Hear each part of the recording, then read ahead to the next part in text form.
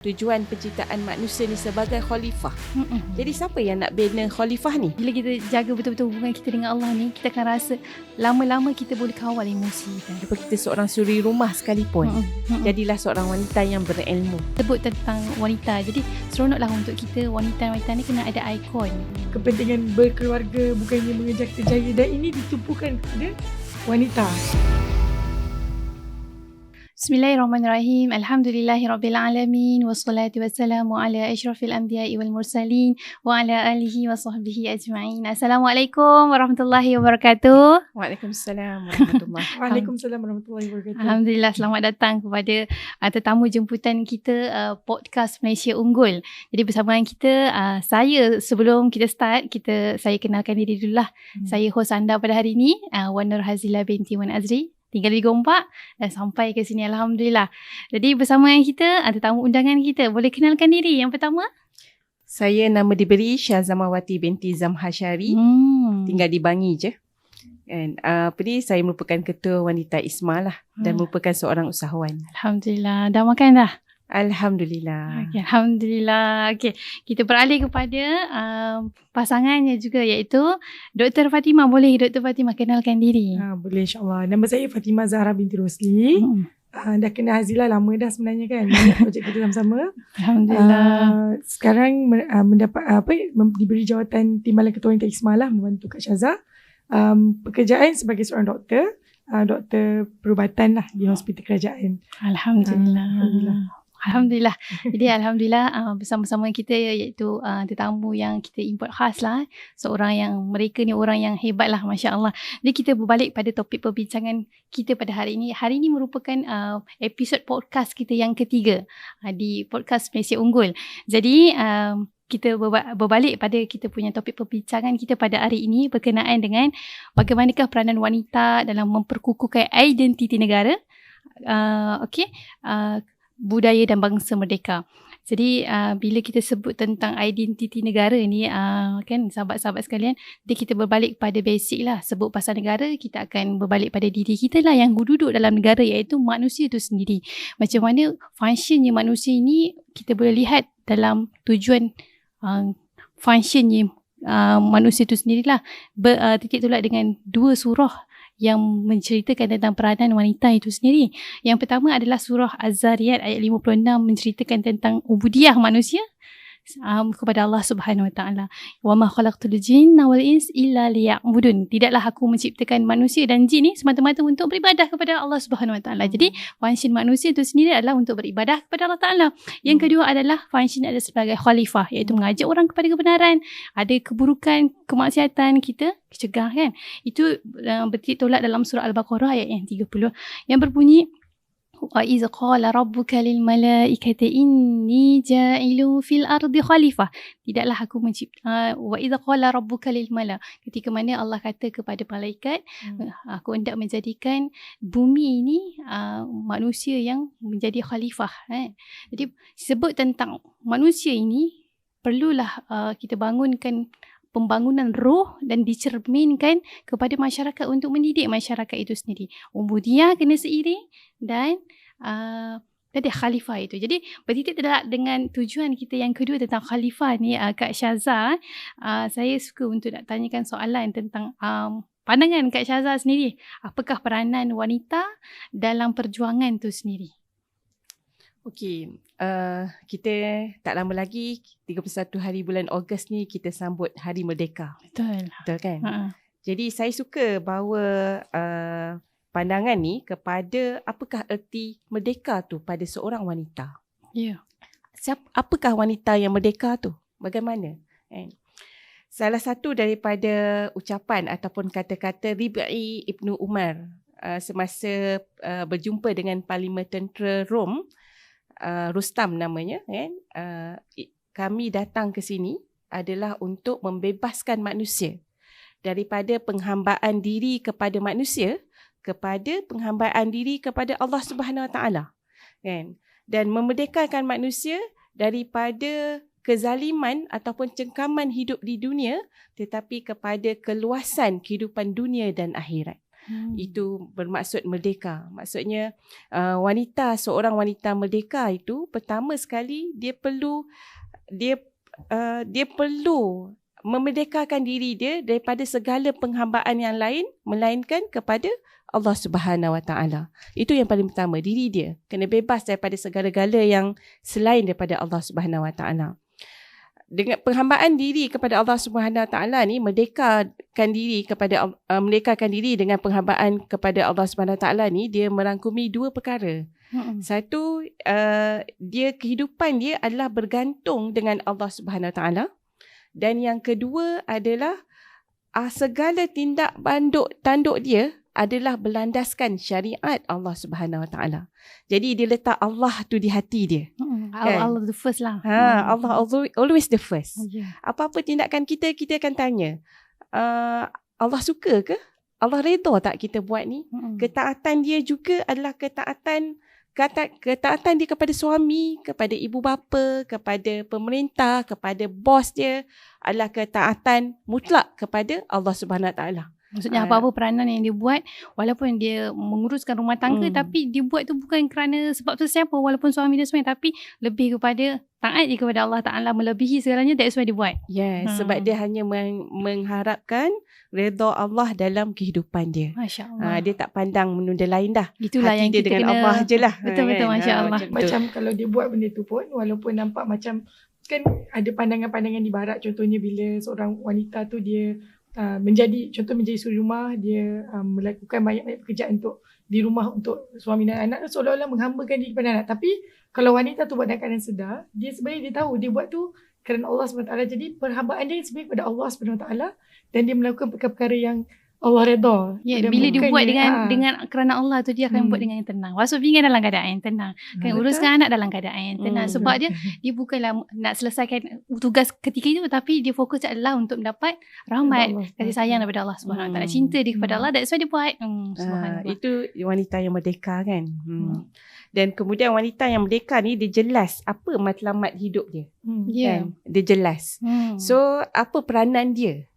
Setiap seorang individu yang Allah lahirkan ataupun wujudkan ke atas muka bumi ni, sure dia ada peranan dia lah. Betul. Kan? Jadi apa peranan dia? So kalau dia seorang ibu, maksudnya peranan dia adalah membentuk sebuah rumah tangga yang mampu membentuk rijal-rijal agama, rijal-rijal Islam tu sendiri. Kan, rijal-rijal yang memperjuangkan agama sebagaimana yang Ustazah Hazila dah cakap tadi kan. Dah sampaikan tadi bahawa tujuan penciptaan manusia ni sebagai khalifah. Jadi siapa yang nak bina khalifah ni? Mestilah ibu. Mestilah ibu kan. Ibu yang melahirkan anak-anak yang bakal menjadi khalifah ke atas di atas muka bumi ni. Jadi itu peranan ibu, peranan seorang wanita lah. Jadi dia kena pastikan ruang lingkup keluarga yang dibina kan bersama suami dia tu adalah untuk membentuk, ya, sebab keluarga ni sebenarnya seumpama sebuah negara lah yang kecil. Betul. Kan. Jadi sebuah negara kecil yang mana kalau negara kecil ni rosak, maka rosaklah negara keseluruhannya. Betul.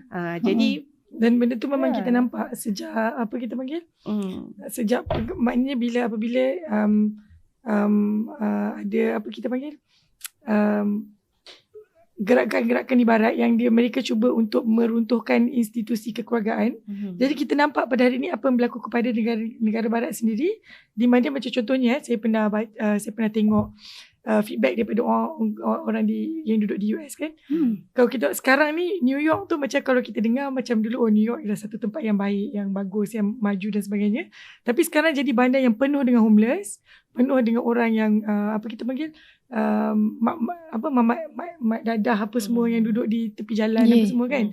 Dan memang institusi keluarga memang kebanyakan dah runtuh. Bukan kita nak kata semuanya lah. Tapi secara majoriti tu memang dah agak runtuh. Sehingga kalau kita tengok cerita-cerita yang dihasilkan pada hari ini dah kembali balik pula kepada kepentingan ada anak, kepentingan berkeluarga, bukannya mengejar kerjaya, dan ini ditumpukan kepada wanita. Betul. Cita-cita macam ni kan. Jadi untuk nak bangunkan rasa kemerdekaan tu Kak Syazah kan, mesti dia bermula daripada dalam diri dia, yang supaya tak berlaku homeless tu tadi, rasa kesunyian tadi. Jadi mesti ada tips tu, bagaimana hubungan dengan Allah ke atau macam mana. hubungan dengan Allah ni, kita sebenarnya kita takkan dia ting terus baik kan. Betul. Tapi kita kena develop diri kita. Kena bina. Kena bina diri kita untuk kita rasa kasih dan sayang kepada Allah tu. Betul. Kan?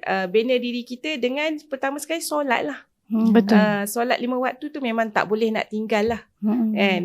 Jadi that's why Allah telah fardukan solat pada kita. Betul. Supaya dengan solat lah dia akan membentuk diri kita. Dengan solat, dengan syariat-syariat Allah, berpuasa di bulan Ramadan dan sebagainya kan. Baca Al-Quran kan. Baca Al-Quran setiap hari. Itu yang akan menuju kepada pembentukan peribadi kita.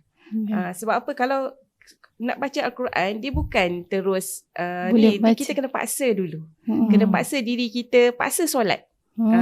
Ni waktu solat, kena solat, paksa. Kita kena paksa, dia tak akan semudah yang kita terus tak kan. Allah akan bagi hidayah, rasa kasih sayang kita kepada Allah tu, kita perlu develop dan bangunkan. Betul. Itu juga dengan keluarga kan. Dengan suami kita, kasih sayang tu kita kena bangunkan. Dia tidak akan jadi magic. Dia kena bina. Kena bina. Kena wujudkan. Kena wujudkan. Dia tak akan jadi magic. Jadi itulah Allah dah garis panduan 5 rukun Islam tu sebenarnya dalam proses kita membentuk diri kita, menghambakan diri kita kepada Allah Subhanahu Wa Taala. Jadi bila kita jaga hubungan kita dengan Allah ya, Dr. Fatimah tersasul pula doktor ya. Bila kita jaga betul-betul hubungan kita dengan Allah ni, kita akan rasa lama-lama kita boleh kawal emosi kita. Kan? Akhirnya emosi tu dapat ditundukkan dengan sebab kita ada relationship, hubungan kuat kita dengan Allah Subhanahu Wa Taala kan. Betul. Saya setuju. Saya sangat setuju. Apa pandangan Kak Syazala, macam mana kita nak nasihat bersamalah macam ibu-ibu ataupun yang suri rumah, macam mana nak mengawal emosinya dalam memerdekakan diri lah. Kita sebenarnya kadang-kadang manusia memang tak larilah daripada kesilapan, daripada kesalahan-kesalahan, dosa dan sebagainya. Kita bukan orang yang maksum kan. Ya, betul. Ada emosi, ada perasaan, tapi kita kena jelas. Bila kita jelas apa yang kita nak bawa, sebenarnya jiwa kita akan jadi besar. Betul. Jiwa yang besar ni akan berjaya menundukkan kita punya emosi yang amarah ke, dia akan tunduk. Kan, bila jiwa kita besar, kita nak bawa sesuatu yang besar, macam kita nak bentuk anak-anak lah. Betul. Kan, kadang-kadang mereka tak dengar cakap kita, tapi kita kan bukan senang anak entahlah anak lelaki kan, tak kisahlah anak lelaki kan perempuan pun sama je kan sebenarnya. Tapi ada kadang-kadang tindakan mereka yang kadang-kadang melukakan ke ataupun mengecewakan ke. Contohnya, kita suruh solat, tak bangun-bangun lagi solat kan. Mesti ada rasa marah tu ada, tapi kita kena fikir ini amanah. Macam nak pujuk diri dan kita fokuskan aim tu lebih besar. Yes. Untuk capai tu. Masya Allah. Betul. Kita kena berjiwa besar lah. Pendek kata, wanita ni memang kena berjiwa besar lah. Sebab kadang-kadang suami, anak-anak semua adalah ujian untuk kita. Apa yang Allah anugerahkan kepada kita, kesusahan dan kesenangan pun adalah ujian untuk kita. Betul. Sebab kalau kita jelas kehidupan kita tu adalah dengan Allah, maka apa sahaja ujian kita akan hadapi, berjaya hadapi satu persatu. Dan kekuatan tu tak lain dan tak bukan, kita kena mohon kepada Allah lah. Betul. Allah yang maha memberi kekuatan. Sebab kita manusia memang penuh dengan kelemahan. Betul. Masya Allah. Okay. Jadi bila kita sebut tentang bila kita islah diri kita, kita dah jaga hubungan dengan Allah, kita jaga emosi. Jadi bukan cukup itu saja untuk kita baik dalam rumah kita saja, tapi penting untuk kita dengan bidang yang sedang untuk kita mengajak masyarakat juga untuk join bersamalah, untuk kita mendidik masyarakat juga. Bukan kita baik kita saja kan. Kalau boleh kongsikan tentang Rubai bin Amir ke? Okey, berkaitan dengan emosi ni, sebenarnya wanita saya nak tekankan semula lah, sebenarnya peranan wanita dia amat besar dia significant. That's why ada kata-kata yang tangan yang menggoncang dunia adalah tangan yang mampu menghayun buayan. Kan? Tangan yang menghayun buayan mampu menggoncang dunia. Banyak, itu menunjukkan bahawa betapa hebatnya seorang wanita ni. Betul. Dengan hasil didikan dia akan melahirkan mereka-mereka yang hebat. Sebagai contoh, Hummahatun. Siapa Hummahatun ni? Iaitu ibu kepada Sultan Muhammad Al-Fatih yang berjaya menakluki kota Konstantinopel, kan? Yang mana macam mana Humayun berjaya memasakkan semangat kepada Muhammad Al-Fatih ni semenjak dia lahir. Ya, semenjak Muhammad Al-Fatih dilahirkan, Humayun akan bawa dia ke satu sudut bukit, pandang ke kawasan Konstantinopel tu. Dia cakap kat anak dia, Rasulullah SAW bersabda bahawa akan ada satu umat akan berjaya menakluk ataupun menawan Konstantinopel ini, dan Humayun kata, kamulah wahai Muhammad Al-Fatih. Masya Allah.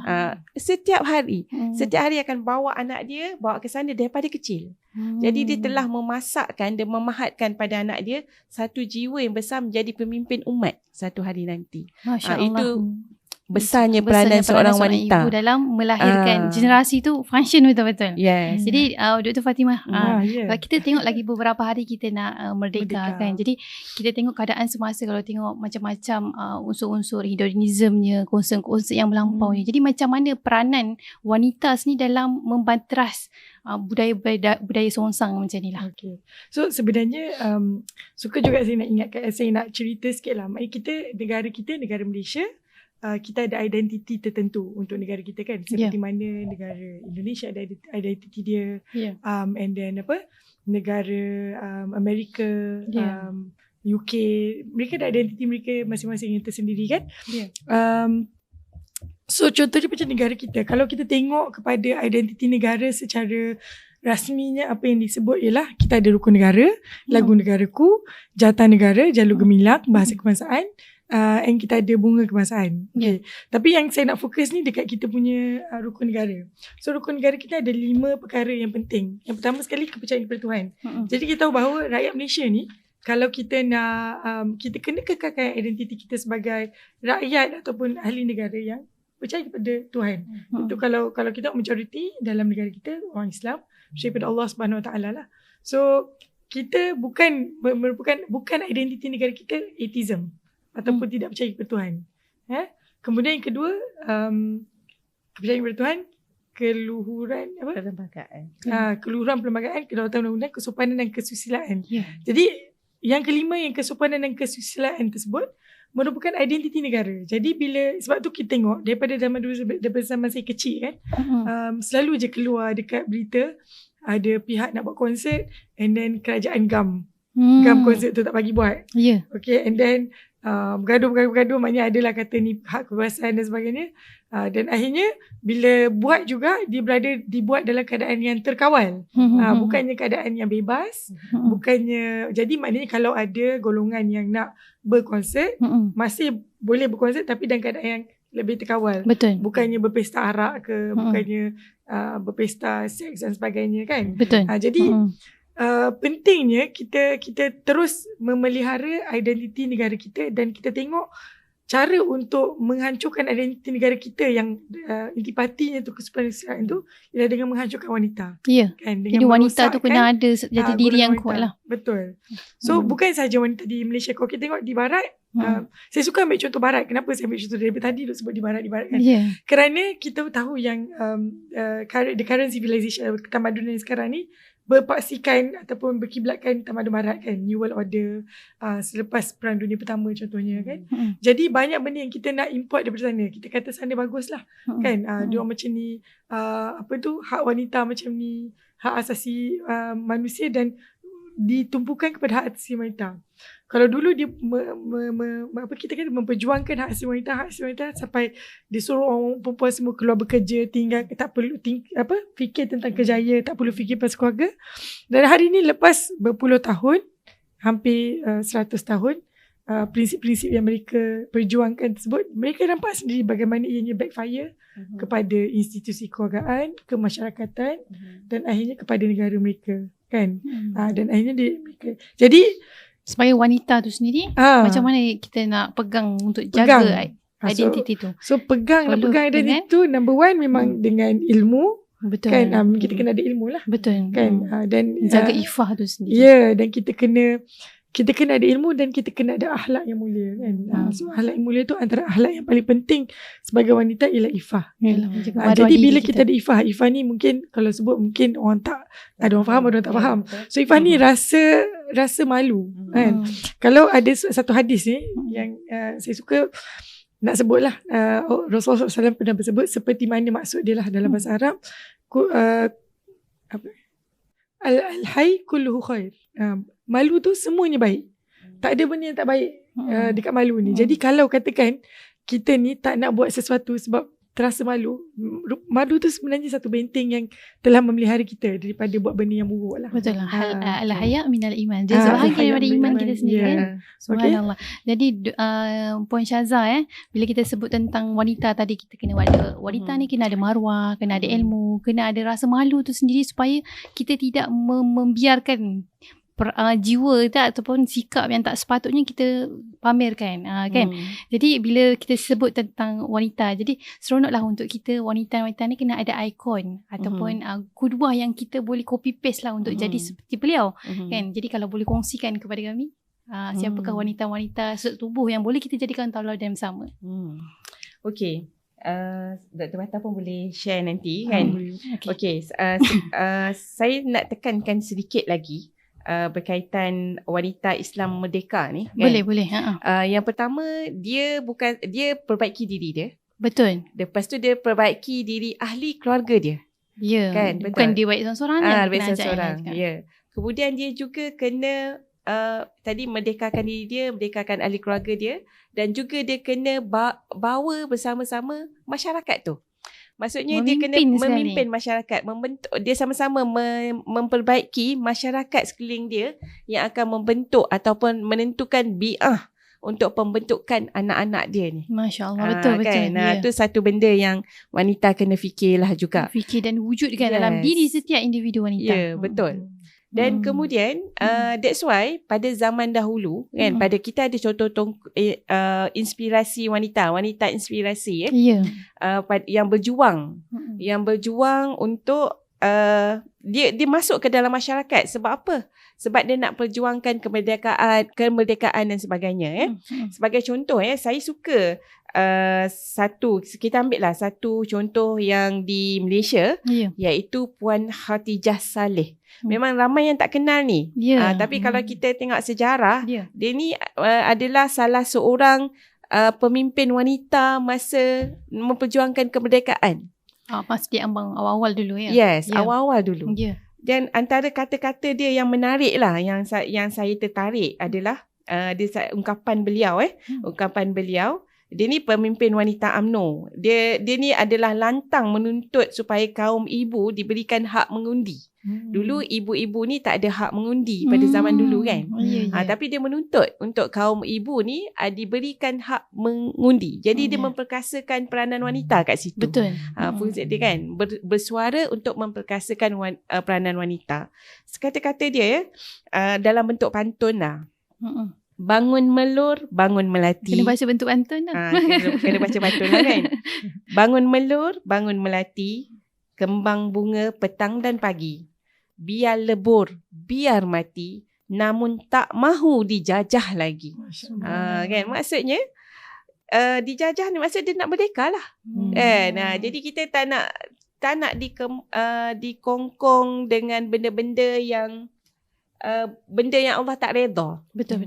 So dia nak merdekakan negara tu. Kita merdeka. Jadi kat situ ada peranan wanita juga dalam memerdekakan negara kita. Betul, macam kan? Puan Khatijah tu maksudnya nak katanya bukanlah semata-mata kita nak cerita tentang kita nak kedepankan parti politik pada mana, tapi kita nak cerita tentang prinsip yang dikeluarkan, yang dibawakan itu. Betul, prinsip yang dibawa dan semangat dibawa, bukan sahaja kita nak memperjuangkan diri kita atau keluarga kita saja, bahkan tapi kita meluas lagi tengok masyarakat, bantu masyarakat kan. Macam mana kita nak mengislahkan wanita-wanita di luar sana supaya berada di jalan Allah. Jadi sebab wanita yang merdeka ni dia tidak akan mudah dieksploitasi. Sebab dia ada pegangan. Yes. Jadi, orang bila dia tidak mudah dipergunakan kepada sebarang perkara yang tidak berada di atas landasan syarak. Betul. Dia tak akan pemudah susah nak cakap kan. Tidak mudah dipergunakan. Ya, apa-apa pun dia buat, depan dia mesti syarat. Allah bagi, Allah redha tak? Boleh ke ni? Betul. Jadi that's why itu kayu ukur dia sebelum dia melakukan apa-apa sesuatu. Jadi Boundary yang ada. tindak tanduk dia sentiasa terpandu. Terpandu. Dia akan nilai lah. Yang ni Allah redha ke tak? Betul, macam kita tengok sekarang macam-macam media sosial dengan TikToknya, dengan Instagramnya. Jadi bila kita nak buat apa-apa konten sekalipun, kita fikir walaupun kita dapat income daripada situ, kita fikir dulu pertama Allah redha tak apa aku buat ni. Mungkin lepas ni akan banyak dapat duit disebabkan viral, tapi Allah redha tak dengan hasil ni disebabkan konten yang kita bina. Jadi Masya Allah lah, itu satu peringatan bersama lah untuk kita kan. Kalau boleh Dr. Fatimah kongsikan lagi siapa lagi inspirasi. Seronok dengar Puan Syahzah cerita kan. Ya, betul-betul. Rasa nak dengar je. Tapi itulah rasa macam nampak bila Puan Syahzah cerita pasal, atau Kak Syahzah lah, Kak Syahzah cerita pasal Khadijah Saleh kan. Kita nampak macam kalau kita tengok wanita-wanita yang hebat ni ataupun wanita yang dia memahami role dia ataupun tugas dia, kita tengok kita tak ada ramai tokoh wanita yang kita kenal kan. Kita tak ada ramai tokoh wanita kita kenal lah. Sebab kalau mungkin tokoh kita nak panggil pahlawan kemerdekaan Tanah Melayu ke apa ke, banyak kita boleh senaraikan kalau lelaki tu. Yang wanita ni beberapa nak cari pun susah kan. Cuma yang saya perasan lah, maknanya bila kita sebut maknanya wanita ni, dia mungkin banyaknya di belakang tabir. Tapi bila masa perlukan untuk dia keluar, dia akan keluar. Betul. Disebabkan dia faham tanggungjawab dia. Tapi jadi contohnya macam Khadijah Saleh, mungkin kat situ dia nampak kenapa wanita tidak dibenarkan untuk mengundi. Jadi dia fight untuk wanita mengundi. Bila wanita dah boleh mengundi, tak adalah semua pun nak kena fight macam apa ni, macam yang di api-apikan di negara barat kan, di mana wanita lelaki ni even dalam banyak movie dia orang ke apa, dia orang tak, wanita lelaki ni nak kena bergaduh sama rata. Macam satu apa kita panggil, macam satu ring lah, ring untuk fighting lah, macam WWF ke apa kan. Lepas tu contohnya ada seorang tokoh wanita ni di Nusantara. Betul. Nama beliau Kumalah Hayati. Jadi Kumalah Hayati ni sebenarnya dia dah beliau merupakan seorang laksamana perempuan dari Aceh. So Aceh ni kan berkongsi dengan kita serumpun kan sebagai Tanah Melayu pada ketika itu. So dia di kurun ke-16. Sebenarnya dia pergi ke sekolah militer ataupun military school lah kalau bahasa English kan. Military school together with her husband, di mana di military school tu yang dia jumpa dengan bakal suami dia. Kemudian selepas dua-dua graduate daripada military school, mereka berkahwin. So bila berkahwin, husband dia yang bekerja sebagai laksamana, maknanya mendapat tugasan sebagai laksamana oleh istana, dan kemudian telah keluar untuk melawan Portugis. Tapi bila dia keluar melawan Portugis, dia bawa sekali laksamana, dia bawa sekali Kumalah Hayati, isteri dia, untuk pergi bersama-sama dengan dia. So apa yang berlaku masa mereka lawan dengan Portugis tu, Portugis bom meriam, husband dia terbunuh. Jadi jadi Kumalah Hayati masa tu dia nampak situasi tu maknanya tidak favor kepada tentera armada tu lah kan. Nanti kalau anak-anak kapal tahu, mereka mungkin kelam kabut dan sebagainya bila tahu suami dia meninggal. Jadi apa dia buat ialah dia take over, because dia pun ada ilmu yang sama. Mereka sama-sama keluar daripada military school. Dia pun dah biasa tengok, dah biasa ikut husband dia pergi belayar dan sebagainya. Jadi dia take over peranan suami dia sebagai laksamana. Dan dengan dia take over, dia bagi arahan dan sebagainya tanpa dia bagi tahu yang suami dia dah syahid. Okay. So bila dengan dia take over tu, everything went smoothly lah. Basically diorang dapat mengalahkan tentera Portugis dan mendapat kemenangan despite ada ramai yang telah terbunuh dan syahid lah. Okay. Jadi bila kembali balik ke istana, kembali balik ke Aceh, dia diberi penganugerahan dan diberi pengiktirafan dan dilantik menjadi laksamana. So bila dilantik menjadi laksamana, dia sendiri buat satu armada yang terdiri daripada 2,000 orang, dan semuanya wanita yang sebahagian besarnya balu-balu kepada tentera Aceh yang meninggal masa lawan, masa perang tersebut lah. Jadi nak kata bila dia duduk behind the scene mula-mula kan, dia sebagai isteri yang ikut suami belayar. But when the time comes, bila masa tu sampai, semangat dia tu dia muncul kan. Dia muncul dan dia terus berjuang lah untuk negara, untuk agama, untuk bangsa dan sebagainya. Okay, Masya Allah. Jadi bila kita sebut tentang wanita ni, kita berbalik pada kita dah di hujung kita punya perkongsian ni. Kalau boleh kita kongsikan resolusi lah sebagai wanita, apa yang perlu kita pegang untuk sebelum kita berakhir, apa dia resolusi ataupun peranan wanita tu sendiri dalam susuk tubuh wanita yang perlu semua orang pegang. Kalau boleh Kak Syazah kongsikan. Okey, susuk tubuh wanita ni yang paling pertama sekali, jadilah kat kita walaupun kat mana kita berada, walaupun kita seorang suri rumah sekalipun, jadilah seorang wanita yang berilmu. Ilmu ni boleh datanglah program-program macam Wanita Isma, kita ada Usrah Wanita, banyak program-program wanita yang boleh disertai lah yang untuk penambahan ilmu. Terutamanya ilmu tentang Al-Quran tu sendiri, dan kemudian ilmu tentang macam-macam lah ilmu lain yang boleh digunakan dalam usaha menjalankan tanggungjawab kita lah, insyaAllah. Jadi kita balik kepada nak juga Fatimah, kalau boleh nak tambah lah. Tambah sikit. Okay. Sebenarnya ada, kalau macam kalau pada hari ini kita nampak yang situasinya rakyat Malaysia ataupun suka memandang mencari, mereka tercari-cari idola ataupun tercari-cari contoh untuk untuk dijadikan ikutan kan. Jadi berpindah-pindahlah daripada artis barat kepada artis Korea, kepada artis Bollywood, kepada dan sebagainya lah, sebab mereka tercari-cari. Sebenarnya kita kena ada kita punya own benchmark ataupun kayu ukur kan. Dan kayu ukur kita ialah seperti mana Kak Syazah sebut tadi, kita kena cari redha Allah SWT kan. Dan kita ada begitu banyak contoh-contoh wanita yang hebat-hebat yang membawa kepada kemajuan, ketamadunan dan sebagainya. Maksudnya kita jangan terikut-ikut dengan jadi janganlah kita benda-benda yang viral-viral lah. Ada yang best kita terikut, tapi depan kita neraca syariat tu sendirilah. Betul. Itulah erti wanita merdeka. Dia tak akan terikut-ikut. Sebab di depan dia letakkan syariat Allah Subhanahu Wa Taala, apa pun yang dia lakukan kan. Okey, baik. Jadi perkongsian kita ni dia sebenarnya memberi pengajaran bersama lah untuk kita bahawa wanita ni sebenarnya function tak dekat dunia ni. Sebenarnya kita ni satu makhluk Allah yang sangat-sangat bernilai lah. Hebatnya ketua negara sekalipun lahir daripada rahim seorang ibu. Kita ni wanita jangan rasa bawah sangat, tapi kita kena rasa tanggungjawab kita ni, peranan kita ni, kita kena jiwa setiap sudut di mana pun apron yang kita dengan kerana kepada Allah Subhanahu. Bila kita buat sesuatu ibadah tu, kita buat bukan sekadar dengan tanggungjawab, tapi bahkan kita besarkan lebih, aku buat ni kerana nak capai cinta Allah Subhanahu Wa Taala. Maka kita buat perkara tu selesai dalam keadaan hati kita pun tenang. Yang kedua, anak tanah, kita semua mestilah kena ada ilmu kan. Sebab al-ilmu la ya'ti birahatil jasad. Ilmu ni dia takkan datang dengan badan yang rehat-rehat, goyang-goyang kaki dah faham kan. Tapi dia perlu dibina, dikeluar untuk faham, mendidik anak-anak dan akhirnya mengajak kepada masyarakat untuk akhirnya kita kembali kepada Allah Subhanahu Wa Taala dengan ta'abbud yang sebenar-benarnya. Subhanallah.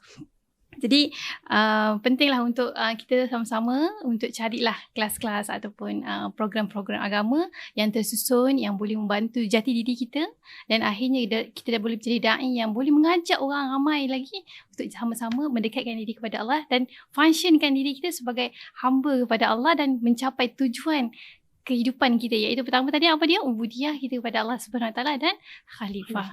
Jadi terima kasih kepada Dr. Syazah Mawati dan Dr. Fatimah. Jadi doktor dah. InsyaAllah. Satu doa insyaAllah. InsyaAllah. Semoga panjang umur, kita berjumpa lagi di lain siaran di podcast yang akan datang insyaAllah. Jadi itu sahaja. Terima kasih kepada Dr. Syazah dan Dr. Fatimah. Alhamdulillah.